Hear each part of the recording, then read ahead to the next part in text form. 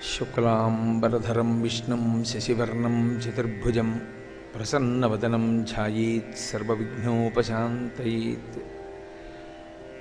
गुरुर्ब्रह्मा गुरुर्विष्णुः गुरुर्देवो महेश्वरः गुरुसाक्षात् परं ब्रह्म तस्मै श्रीगुरवे नमः। व्यासाय विष्णुरूपाय व्यासरूपाय विष्णवे नमो वै ब्रह्मनिधये वासिष्ठाय नमो नमः। कूजन्तं राम रामीति मधुरं मधुराक्षरम् आरुह्य कविताशाखां वन्दे वाल्मीकिकोकिलम्। श्रुतिस्मृतिपुराणानाम् आलयं करुणालयं नमामि भगवत्पादशङ्करं लोकशङ्करम्। वागर्धाविव सम्पृक्तौ वागर्धप्रतिपत्तये जगतः पितरौ वन्दे पार्वतीपरमेश्वरौ। सूक्तिं समग्रयितुनः स्वयमेव लक्ष्मीः श्रीरङ्गराजमहिषी मधुरैकटाक्षैः। वैदग्ध्यवर्णगुणकुम्भनगौरवैर्यां खण्डूलकर्णकुहराः कवयोधयन्ति। हैमोर्ध्वपुण्ड्रमजहन्मकुटं सुनासं मन्दस्मितं मकरकुण्डलचारुगण्डं बिम्बाधरं बहुलदीर्घकृपाकटाक्षं श्रीवेङ्कटेशमुखमात्मनि सन्निधत्ताम्। विमलपटी कमलकुटी पुस्तकरुद्राक्षशस्तहस्तपुटी कामाक्षी पक्ष्मलाक्षी कलितविपञ्ची विभासि वैरिञ्ची। मनोजवं मरुततुल्यवेगं जितेन्द्रियं बुद्धिमतां वरिष्ठं वातात्मजं वनरयूथमुख्यं श्रीरामदूतं शिरसा नमामि। आपदामपहर्तारं दातारं सर्वसम्पदां लोकाभिरामं श्रीरामं भूयो भूयो नमाम्यहम्। नारायणं नमस्कृत्य नरं चैव नरोत्तमं देवीं सरस्वतीं व्यासं ततो जयमुदीरयेत्। हरिः ओम्। परमेश्वर स्वरूपैन सभకి నమస్కారం। భరద్వాజ రుద్రాభిషేక సంఘం ఆహ్వానాన్ని పురస్కరించుకుని ప్రతి సంవత్సరం ప్రవచనం చేయడానికి రావడం ఒక ఆనవాయితీగా పరమేశ్వరుని చేత నిర్దేశింపబడింది. ఈ సంవత్సరం ఆంగ్ల సంవత్సరం ప్రకారం అయితే ప్రారంభంలోనే ఈ భాగవతం మీద ప్రవచనాల కోసం పెద్దల యొక్క ఆజ్ఞని మన్నించి ఇక్కడికి రావడం జరిగింది. ఒక 5 రోజుల పాటు భాగవతం మీద ప్రవచనం జరగాలని, తదంతర్గతంగా కన్యకామణుల చేత రుక్మిణీ కళ్యాణ కార్యక్రమాన్ని కూడా సామూహికంగా జరిపించాలని పెద్దలు సంకల్పం చేసి ఉన్నారు. భాగవతం పరమాద్భుతమైనటువంటి పురాణం. మనకి 18 పురాణములు ఉన్నాయి. అన్ని పురాణములు ఉన్నప్పటికీ మనుష్య జన్మ ఎత్తినటువంటి వాడు జన్మ ప్రారంభం నుండి జన్మ చిట్ట చివరి వరకు, అనగా జ్ఞానమును పొంది ఒక గ్రంథాన్ని చదివి అర్థం చేసుకోగలిగినటువంటి శక్తి ప్రారంభమైనప్పటి నుండి అసలు మనుష్య జన్మ పూర్తయిపోయే వరకు చదవదగినటువంటి గ్రంథముగా చెప్పబడినది ఇది అంటే భాగవతం ఒక్కటే. భాగవతము అంత ప్రశస్తి వహించింది. అందుకే భాగవతం అయిపోయిందన్న మాట ఉండదు. భాగవతం ప్రతిరోజు చదువుకోవలసినటువంటి గ్రంథం. వ్యాస భగవానుడు ఉదార హృదయంతో ఈ భాగవతం మనుష్యకోటినంతటినీ ఉద్ధరిస్తుంది అనేటటువంటి పరమ పవిత్రమైన ఉద్దేశ్యంతో మనకు అందించాడు. భాగవతానికి అంత గొప్పతనం రావడానికి ప్రధానమైన కారణం ఇది. అంటే భాగవతంలోనే ప్రథమ స్కందంలో దీని గురించి కొన్ని విశేషాలు చెప్పబడ్డాయి.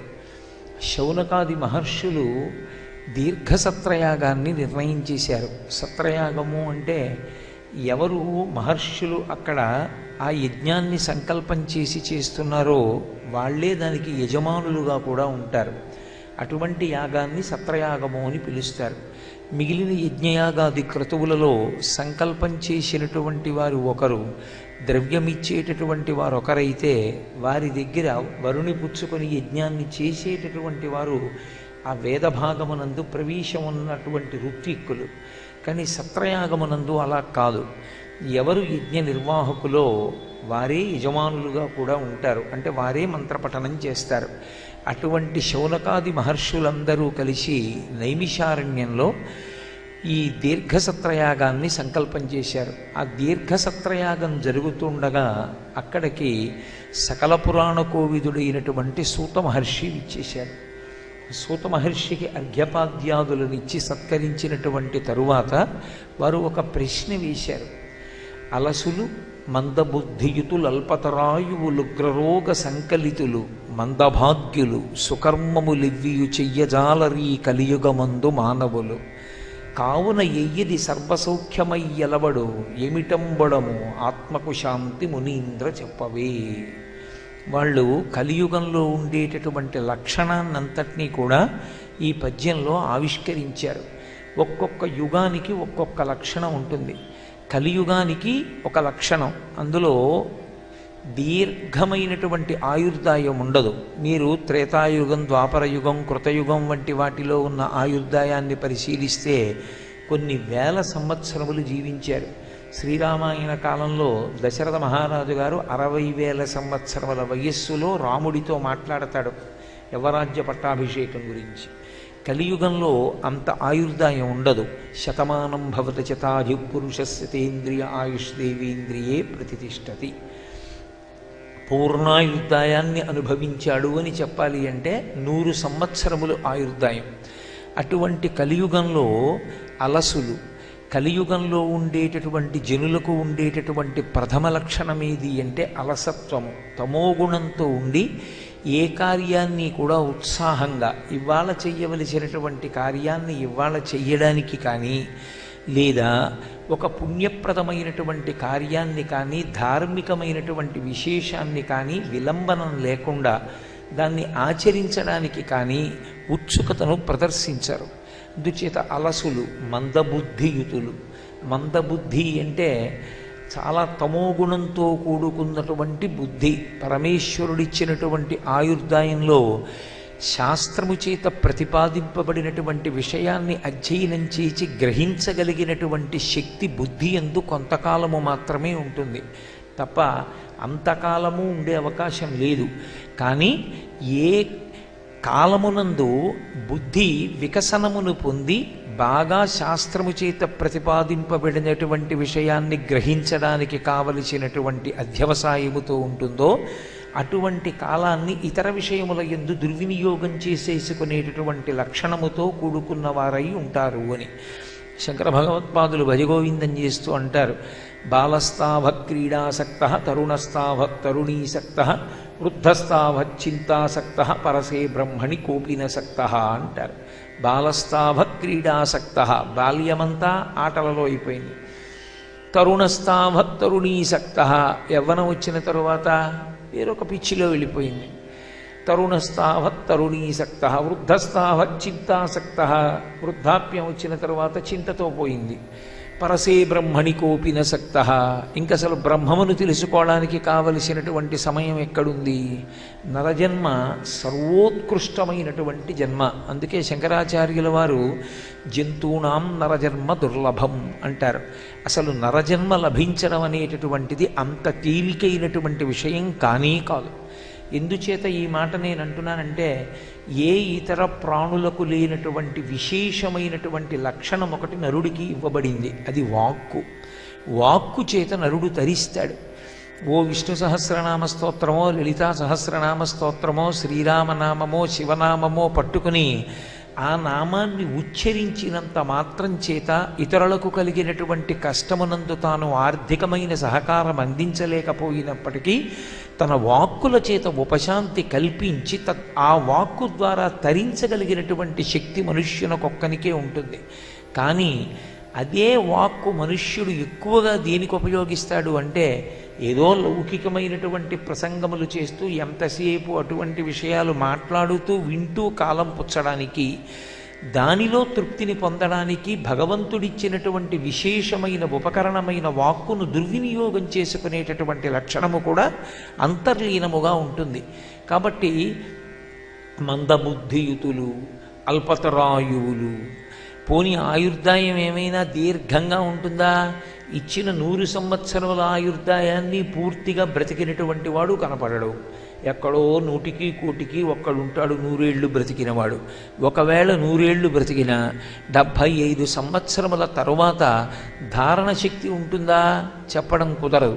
జ్ఞాపకం ఉండదు. ఎక్కడేం పెట్టాడో జ్ఞాపకం ఉండదు. ఏం చదువుకున్నాడో జ్ఞాపకం ఉండదు. ఏం తిన్నాడో జ్ఞాపకం ఉండదు. ఏ జ్ఞాపకం లేకుండా పసిపిల్లవాడు తల్లిదండ్రుల చేత ఎలా పోషింపబడతాడో అలా పోషింపబడవలసినటువంటి అగత్యమునకు దిగజారిపోతాడు. అల్పతరాయువులు, ఉగ్రరోగ సంకలితులు, ఎన్ని కోట్ల మంది వైద్యులు వస్తున్నారో, వైద్యశాస్త్రం ఎంత అభివృద్ధి చెందుతోందో, శరీరంలో ప్రతి అంగుళం మీద ప్రత్యేకమైన నిపుణులు ఎంతమంది తయారవుతున్నారో, ఉగ్రమైన రోగములు కూడా కొత్త కొత్తవి అన్నీ తయారవుతూ ఉంటాయి. వాటికి ఔషధాలు తయారవుతూనే ఉంటాయి. ఇవన్నీ సేవిస్తూ అపారమైనటువంటి బాధని శరీరము చేత పొందుతూనే ఉంటాడు. కాబట్టి ఉగ్రరోగ సంకలితులు, మందభాగ్యులు. విశేషమైనటువంటి ఐశ్వర్యం ఉంటుందా అంటే ఉండదు. ఇక్కడ మీరు ఒక్క విషయాన్ని బాగా జ్ఞాపకం పెట్టుకోవాలి. విశేషమైనటువంటి ఐశ్వర్యము అన్న మాటకు అర్థం ఏమిటో తెలుసా? తృప్తి. తృప్తియే ఐశ్వర్యం. అసలు ఎంత ఉన్నప్పటికీ తృప్తి ఉండదు. శ్రీరామాయణం బాలకాండలో అయోధ్యానగర వాసుల గురించి మాట్లాడుతూ నాకుండలి, నామకుటి, నాస్రగ్వి, నాల్పభోగవాన్ అంటారు. నాల్పభోగవాన్, అల్పభోగం అనుభవించిన వాడు లేడు. అందరూ ఒకే రకమైన భోగాన్ని ఎలా అనుభవిస్తారు? ఒకడు బయట ఎండగా ఉంటే లోపల శీతలంగా ఉండగలిగినటువంటి గదిలో పడుకుంటాడు. ఒకడు అలా శీతలంగా ఉన్నటువంటి గదిలో పడుకోలేక తగినంత ఐశ్వర్యం లేక ఆ వడగాడ్పులోనే పడుకుంటాడు. మరి అందరికీ సమానమైనటువంటి భోగం ఎలా ఉంటుంది అంటే, ఎవడికి ఏ భోగము కలిగిందో భగవంతుడిచ్చినటువంటి ఐశ్వర్యము చేత తాను దేనితో బతుకుతున్నాడో దానితోనే తృప్తి చెందగలిగినటువంటి స్థితిలో ఉంటాడు. నాకిది లేదన్న భావన ఉండదు. నాకింతకన్నా ఈశ్వరుడు ఏమి ఇవ్వాలని ఆనందం అనుభవిస్తూ ఉంటాడు.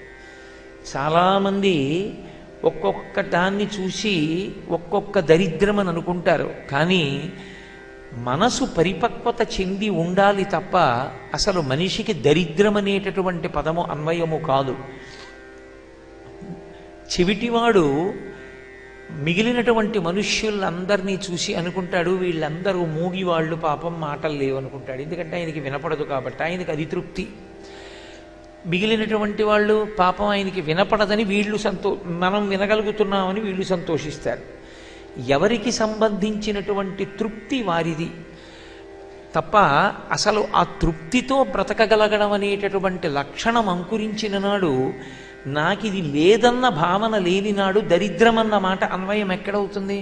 దరిద్రమన్న మాట నాకు ఇది లేదు అన్న భావన ఉంటే, నాకు ఈశ్వరుడు ఏమి ఇవ్వలేదు. లోకంలో కళ్ళు లేక గాఢాంధకారంలో బ్రతుకుతున్న వాళ్ళు ఉన్నారు. ఈశ్వరుడు నాకు 2 కళ్ళు ఇచ్చాడు. తింటే అరగని వాళ్ళు ఉన్నారు. నాకు తింటే అరుగుతుంది.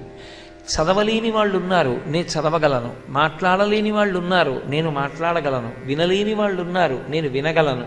నడవలేని వాళ్ళు ఉన్నారు. నేను నడవగలను. చేతులు పనిచేయని వాళ్ళు ఉన్నారు. నాకు చేతులు ఉన్నాయి. ఇన్ని ఐశ్వర్యములను నేను పొంది ఉండి నాకు లేదన్న మాట ఎక్కడుంది?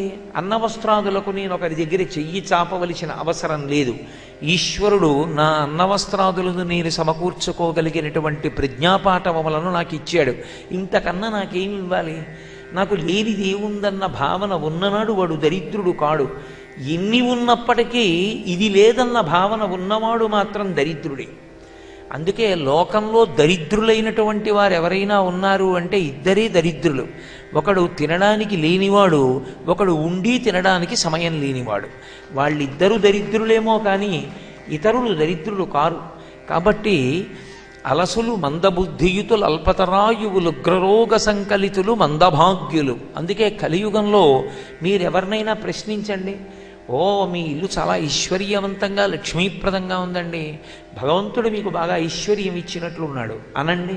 అబ్బే ఏముందండి, మా తాతగారి కాలంలో ఉండే దాంట్లో 10 ఉందండి అంటాడు. ఎవడూ చెప్పడు. గురువుతో కూడా చెప్పడు తనకింత ఐశ్వర్యం ఉందని. కాబట్టి ఉందని చెప్తే ఏమవుతుందో అని ఒక బెంగ. కాబట్టి మందభాగ్యులు, సుకర్మములివ్వియు చెయ్యజాలరు. మంచి కర్మలు చెయ్యడు. ఎందుకు చెయ్యడు మంచి కర్మ? మంచి కర్మ అన్న మాటకు అర్థం ఏమిటంటే, నేననుకున్నది మంచి కర్మ అని కాదు, వేదము చేత ఏది మంచి కర్మ అని చెప్పబడిందో అది చెయ్యడు. అది చెయ్యకపోవడానికి కారణం మీరు చాలా చాలా జాగ్రత్తగా జ్ఞాపకం పెట్టుకోవలసిన విషయాన్ని చెప్తున్నారు వ్యాసుల వారు. సనాతన ధర్మమునకు ప్రాణం ఎక్కడున్నది అంటే పునర్జన్మ సిద్ధాంతం. ఈ జన్మ సరే, ఓ 70 ఏళ్ళు ఉంటాను, ఓ 75 ఏళ్ళు ఉంటాను, ఈ శరీరం విడిచిపెట్టేస్తాను. ఈ జీవుడు మళ్ళీ వేరొక శరీరంలోకి వెడతాడు కదా. ఆ శరీరంలోకి వెళ్ళినప్పుడు దానికి తల్లి, తండ్రి, భార్య, బిడ్డలు ఉంటారు కదా. ఉన్నప్పుడు మరి వాళ్ళని పోషించాలి కదా. వాళ్ళని పోషించాలి అంటే నేను ద్రవ్య సముపార్జన చెయ్యాలి అంటే చెయ్యి ఇలా చాపవలసిన అవసరం లేకుండా ఇలా పెట్టగలిగిన చెయ్యి కావాలి అంటే ఈ జన్మలో పెట్టినది ఉంటే కదా వచ్చే జన్మలో పెట్టగలిగిన చెయ్యి అవుతుంది. ఈ జన్మలో పెట్టనది వచ్చే జన్మకి పెట్టగలిగిన చెయ్యి కాలేదురా అని వేదం చెప్పిన మాట నమ్మలేని వాడు వచ్చే జన్మలకు కావలసినటువంటి పెట్టుబడిని ఇప్పుడు ఎలా పెడతాడు? అది సుకర్మలు చెయ్యజాలరు అంటే ఇప్పుడు నాకేదుందో అదంతా నేను దాచుకున్నది నాదన్న తప్పు భావన. నిజానికి దాచుకున్నది తనది కాదు, ఇచ్చుకున్నది తనది. ఎందుకని? నేను తీసుకెళ్ళి దాచాననుకోండి, తల్లి గర్భము నుండి ధనము తాడెవ్వడు వెళ్ళిపోయడినాడు వెంటరాదు, లక్షాధికారైన లవణమన్నమే కాని మెరుగు బంగారంబు మింగబోడు, విత్తమార్జన చేసి విర్రవీగుటె కాని కూడబెట్టిన సొమ్ము కుడువలేడు. చిట్ట చివరికి ఆ సొమ్మంతా తీసుకెళ్ళి దాచి దాచి తుదకు దొంగలకిత్తురో దొరలకవునో, తేనె జుంటీగలీయవా తెరువరులకు, భూషణ వికాస శ్రీధర్మపుర నివాస దుష్ట సంహార నరసింహ దురిత దూర. తనిక్కడ దాచి దాచి దాచి దాచి ఊపిరాగిపోతే అది బిడ్డలకు వెళ్ళిపోతుంది, లేకపోతే ప్రభువులకు వెళ్ళిపోతుంది, లేకపోతే దొంగలకు వెళ్ళిపోతుంది, లేకపోతే అగ్నిహోత్రానికి వెళ్ళిపోతుంది, వేరొక రకంగా వెళ్ళిపోతుంది, తనది మాత్రం కాదు. కానీ ఇక్కడ తానుండగా తన బిడ్డలకి భార్యకి ఇవ్వవద్దని శాస్త్రాలు చెప్పలేదు. ఇవ్వవలసింది ఇచ్చి నీ జీవుడి గురించి ఎవరు చూస్తారు? నువ్వు వెళ్ళిపోయిన తర్వాత నీ కొడుకు గోదానం చేస్తాడని ఎలా నమ్ముతావు? నువ్వే ఎందుకు చేసుకోవు ఒక గోదానాన్ని? ఒక గోవుకి ఎందుకు సేవ చెయ్యలేవు? ఇన్ని కర్మలు చేస్తున్నవాడివి వారానికి ఒక్కరోజు అని నియమం పెట్టుకుని సెలవు రోజున నేను ఒక గోశాలకెళ్ళి ఒక్క 5 రూపాయలు పెట్టి పచ్చిగడ్డి కొని ప్రతి ఆదివారం గోవులకు తినిపించి వస్తాను. ప్రతి ఆదివారం నాడు నేను ఒక గోవు యొక్క గంగడోలు నిమరకుండా ఉండను. నేను ఒక గోవుకి చేసుకున్న సేవేదో అదే నా వెంట వస్తుంది. ఒక గోవుకి ప్రదక్షిణం చెయ్యకుండా ఒక వారం పూర్తి కావడానికి వీల్లేదు. నేను ఒక గోవుకి ప్రదక్షిణం చేస్తాను. ఇంటి ముందు నుంచి వెళ్ళిపోతున్నటువంటి గోవుకి ఒక్క చారెడు బియ్యం తీసుకెళ్ళి బెల్లంగడ్డ వేసి పెడతాను అని అనుకోని నాడు ఉత్తర జన్మల యందు జీవుడు వెంట ఏమొస్తుంది? ఒకసారి ఈ శరీరం విడిచిపెట్టి వెళ్ళిపోయిన తరువాత తన జీవుని కొరకు తాను చేసుకున్నది లేని నాడు తన వెనక పుట్టినటువంటి వాళ్ళు తన కొరకు ఏదో చేస్తారని జీవుడు ఉద్ధరింపబడతాడని ఎలా నమ్మడం? కాబట్టి సుకర్మమిలేవి చెయ్యజాలరు. ఉద్ధరేణ ఆత్మనాత్మానం, తనని తానే ఉద్ధరించుకోవాలి. వేరొకడెవరు ఉద్ధరిస్తాడు? సరే, భార్యకి చెయ్యడం తప్పు, కొడుకులకు చెయ్యడం తప్పు, కూతుళ్ళకి చెయ్యడం తప్పని శాస్త్రం ఎక్కడా చెప్పలేదు. గృహస్థు చెయ్యవలసిందే, మంచిదే. కానీ వీళ్ళందరితో పాటుగా ఒకడున్నాడు, నీ జీవుడు. వాడు ఎప్పుడూ శాశ్వతుడై ఇక్కడే ఉండిపోడు. వాడు ఈ శరీరాన్ని విడిచిపెడతాడు. ఒక రోజున విడిచిపెట్టి వెళ్ళిపోవడం అనేటటువంటిది పరమసత్యం. వెళ్ళిపోవడం ఎంత సత్యమో వాడు వేరొక శరీరంలోకి వెళ్ళడం అంతే సత్యం. మరి ఆ జీవుడి ఉన్నతి గురించి ఏం చేస్తున్నావు? వాడు రేపు తిరియక్కైపోయి కొన్ని కోట్ల జన్మలు పడిపోతే వాడి జనన మరణములు ఎంత ఖేదంతో ఉంటాయి. వలల చేత పట్టబడి, ఉచ్చుల చేత పట్టబడి, బాణముల చేత కొట్టబడి, కత్తుల చేత నరకబడి ఎంత దయనీయమైన స్థితిలో పడిపోతావు. కర్మాధికారం లేని స్థితిలోకి వెళ్ళిపోతావే. ఒక భాగవతం వినడం, రామాయణం వినడం, ఓ భగవంతుడికి ప్రదక్షిణం చెయ్యడం, ఒక గోసేవ చెయ్యడం, శ్రీరామనామం పలకడం, రామనామం వ్రాయడం, శివాలయానికి సేవ చెయ్యడం, ఒక అతిథిని ఆదరించడం, గురువుగారికి నమస్కారం చెయ్యడం, రామాయణ గ్రంథాన్ని పఠనం చెయ్యడం ఎలా సాధ్యం అవుతాయి మనుష్య జన్మలో లేకపోతే? కాబట్టి నిన్ను నువ్వు ఉద్ధరించుకునేటటువంటి మంచి పనులు చెయ్యాలి అంటే వేదమునందు ప్రమాణ బుద్ధి ఉండాలి. వేదము ప్రమాణము, ఇది చెప్పినది నమ్మాలి. ఇక్కడ నువ్వు కొడుకు అన్నం పెడుతున్నావు, వాడి సంతోషం కనబడుతోంది. ఇక్కడ నువ్వు అల్లుడికి ఓ మంచం కొనిచ్చావు, ఆయన సంతోషించడం కనపడుతోంది. ఇక్కడ నువ్వు డబ్బు దాచుకున్నావు, నీ సంతోషం కనపడుతోంది. కానీ లోపల ఉన్న జీవుడు ఈ శరీరం విడిచిపెట్టిన తరువాత వేరొక శరీరంలోకి వెళ్ళినప్పుడు ఆయన పొందగలిగినటువంటి భోగభాగ్యములు, ఆయన పొందగలిగినటువంటి విశేషమైనటువంటి సంతోషప్రదమైన జీవనము ఈ జన్మలో నీవు చేసినటువంటి సత్కర్మల వలన మాత్రమే నిర్ణయింపబడుతుందన్న మాట నమ్మడానికి ఆధారం ఎక్కడున్నది? వేదమే. కాబట్టి ఆ వేదమును నమ్మి ప్రవర్తించగలిగినటువంటి బుద్ధి లుప్తమైపోతుంది. ఎందుకని?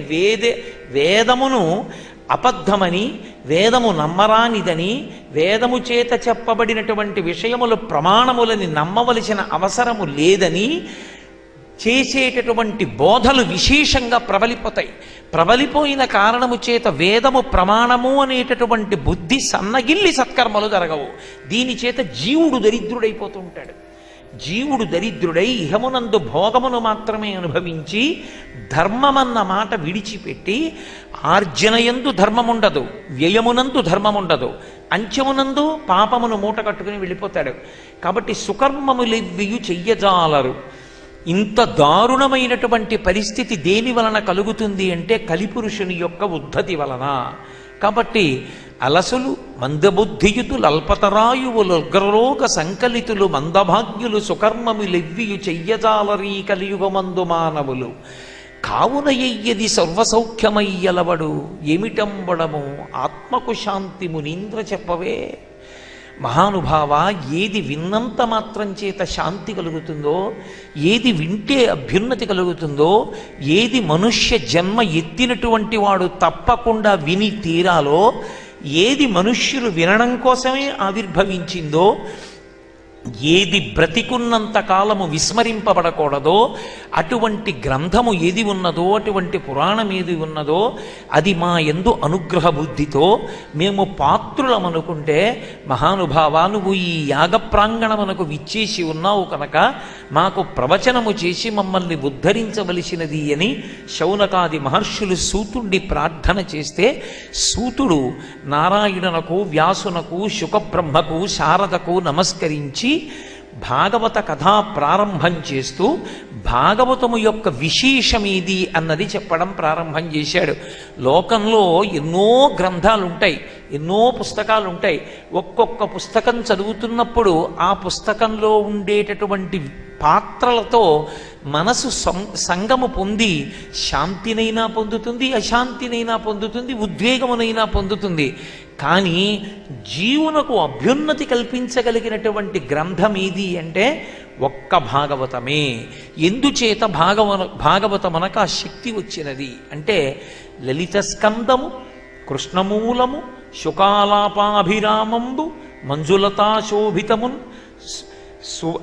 అది సువర్ణ సుమన సజ్ఞేయమున్, సుందరోజ్వల వృత్తంబు, మహాఫలంబు, వ్యాసాలవాలంబునై ఉర్విన్ భాగవతాఖ్య తరువు సద్విజశ్రేయమై. భాగవతం అంత గొప్పది ఎందుకైంది అంటే లలిత స్కందము. బయట కల్పవృక్షం ఉంటుంది, కల్పవృక్షం భూలోకంలో ఉండదు, కల్పవృక్షం స్వర్గలోకంలో ఉంటుంది. శంకరాచార్యులు వారు సౌందర్యహరి చేస్తూ ఆ కల్పవృక్షం గురించి వర్ణన చేస్తారు. కరాగ్రీణ స్పృష్టం తుహిణగిరిణ వత్సలతయా అంటూ అక్కడ ఉండేటటువంటి కల్పవృక్షం నఖైర్నాక స్త్రీణాం కరకమల సంకోచచిభి తరుణాం దివ్యాణం అని ఆ కల్పవృక్షం దగ్గరికి వెళ్ళి దేవకాంతలు నమస్కారం చేస్తారు. తమ మనసులో ఉండేటటువంటి కోరిక చెప్పుకుంటారు. చెప్పుకున్నంత మాత్రం చేత కల్పవృక్షం ఆ కోరిక విని పుష్పించి ఫలిస్తుంది. అది ఫలించినటువంటి కారణం చేత వీళ్ళ యొక్క కోరికలు తీరుతాయి. కోర్కెలను తీర్చగలిగినటువంటి చెట్టు కల్పవృక్షమైతే ఆ కల్పవృక్షము ఉన్నది ఒక్క స్వర్గలోకంలోనే.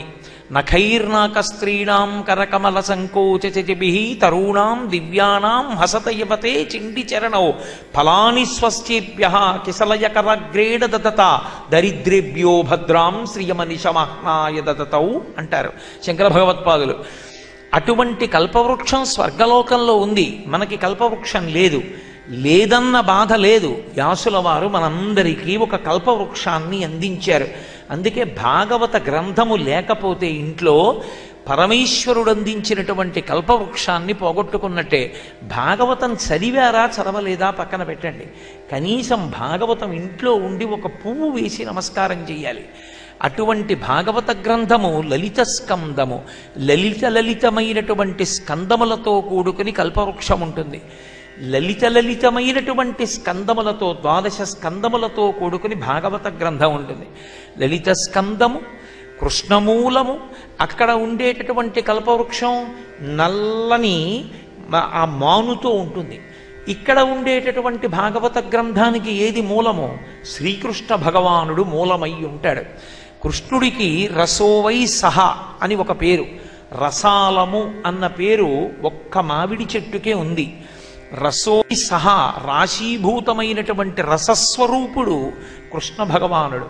కృష్ అంటే నిరతిశయ ఆనందము, కృష్ణుడు అంటే రాశీభూతమైనటువంటి నిరతిశయ ఆనంద స్వరూపుడు. అందుకే కృష్ణ స్మరణమును చేసిన, కృష్ణ కథాగానము చేసిన, కృష్ణ కథాశ్రవణం చేసిన, భాగవతాన్ని విన్న, దాని యొక్క స్పర్శ మనసుకి తగిలినంత మాత్రం చేత పాపరాశి అంతా కూడా దగ్ధమయ్యేటటువంటి సౌలభ్యం ఏర్పడుతుంది. కాబట్టి కృష్ణమూలము శుకాలాపాభిరామంబు, కల్పవృక్షం మీద చిలుకలు కూర్చొని పాటలు పాడుతూ ఉంటాయి. అవి ఏ చిలుకలు? భారతీదేవి ముంజేతి పలుక చిలుక సదయ గజయాన సద్బ్రహ్మచారిమాకు వేదశాస్త్ర పురాణాది విద్యలెల్ల తరుణీమీయాన ఘంటాపదంబు మాకు అంటుంది చిత్రనలీయంలో హంస.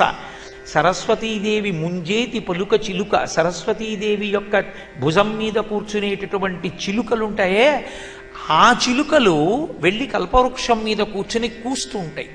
అవి కూస్తే కల్పవృక్షానికి అందం. కానీ మనకిచ్చినటువంటి కల్పవృక్షం మీద ఒక చిలుక కూర్చుంది. ఏదా చిలక? సాక్షాత్తుగా శుకబ్రహ్మ. శుకాలాపాభిరామంబు, శుకుడు సామాన్యుడైనటువంటి వ్యక్తి కాదు. ఈ సృష్టిలో మనుష్య జన్మ ఎవరైనా ఎత్తారు అంటే పూర్వజన్మలలో చేసుకున్నటువంటి కర్మ ఫలితాన్ని అనుభవించడానికి నరజన్మని ఎత్తుతారు. నరజన్మకున్నటువంటి ప్రశస్తి ఏమి అంటే, ఈ శరీరంతో మనం వచ్చాము అంటే ఒక విషయాన్ని బాగా జ్ఞాపకం పెట్టుకోవాలి. నాకు ఏ దుఃఖము ఉండకూడదు అంటే అసలు నరశరీరంలో ఉండడు. భౌ అందనుకోండి, అదేమిటి? కుక్క.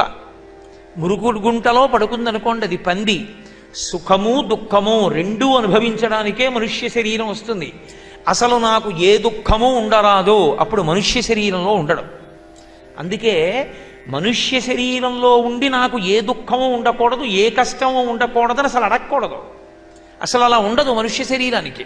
అసలు అది తెలుసుకున్ననాడు ప్రతి చిన్న కష్టానికి విచలితుడు కాడు, కదిలిపోయేటటువంటి లక్షణం ఉండదు. సుఖదుఖములు రెండూ అనుభవించడానికి, పాపపుణ్యములను రెండిటినీ అనుభవించడానికి మనుష్య శరీరం ఇస్తారు. అందుకే ఇది కొంతకాలం సుఖం అనుభవిస్తుంది, కొంతకాలం దుఃఖం అనుభవిస్తుంది. 100 సంవత్సరములు జీవించినటువంటి వ్యక్తి 99 సంవత్సరముల 364 రోజుల 23 గంటల 59 నిమిషములు దుఃఖం అనుభవించినప్పటికీ చిట్ట చివరి నిమిషంలోనైనా శుభవార్త విని సంతోషిస్తాడు. కళ్యాణీపతగాదేయం లౌకికీ ప్రతిభాతిమా ఏతి జీవంతి మానందో నరం వర్షచతాదపి అంటుంది సీతమ్మ సుందరకాండలో. 100 ఏళ్లు బ్రతికినవాడు చిట్ట చివరి నిమిషంలోనైనా శుభవార్త వింటాడయా అంటుంది. కాబట్టి సుఖదుఖములు రెండూ అనుభవించడానికి ఈ శరీరం వచ్చింది.